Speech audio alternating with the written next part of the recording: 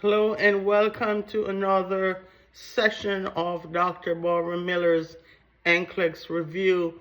Today the focus will be on perfusion, the concept of perfusion, two disorders that you may encounter on your State Board of Nursing examination.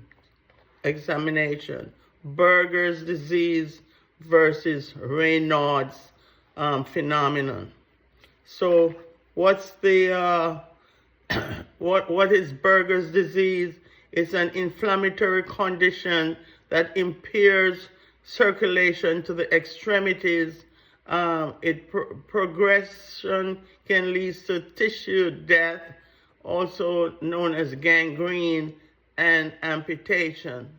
The pathophysiology of Berger's disease: chemical in tobacco causes vasculitis, scarring, and occlusion of small, medium blood vessels in the arms and legs.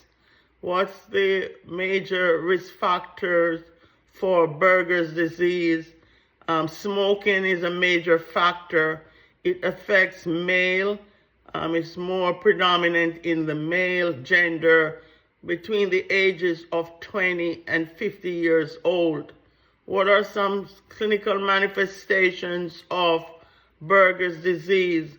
Claudication, numbness, tingling, decreased temperature and pulses, cyanosis in the extremities.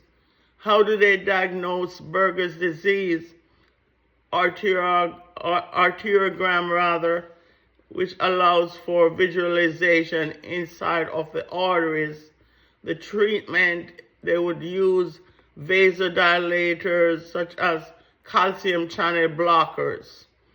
Okay, so patient should be educated.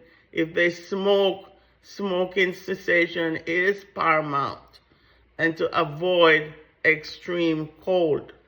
In contrast, Raynaud's phenomenon, or Raynaud's disease, this is a rare vascular disorder that causes vasospasm in the arterioles or the arteries, where they would have decrease in their blood flow to the extremities.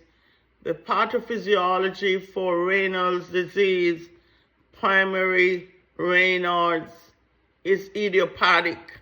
There's no known cause. Raynaud's phenomenon, secondary, occurs due to arterial damage from the connective tissue disorder, such as patient with lupus, systemic lupus, patient with scleroderma.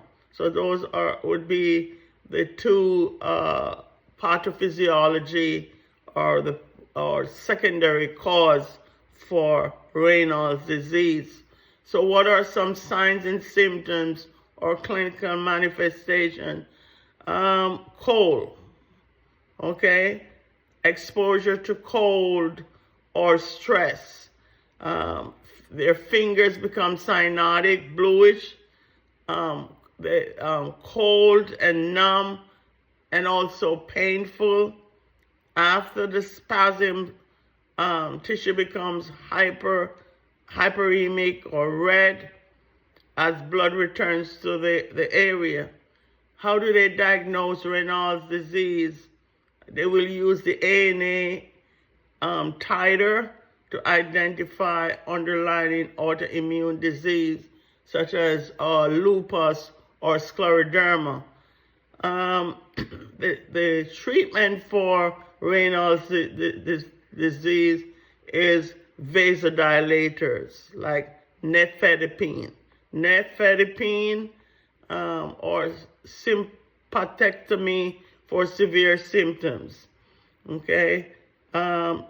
Patient education, you should instruct patient to avoid cold, extreme cold, or to wear warm clothing, decrease their caffeine intake, and try to avoid stressful situations and also smoking. Smoking is a major contributor, so you want to stress the importance of smoking cessation.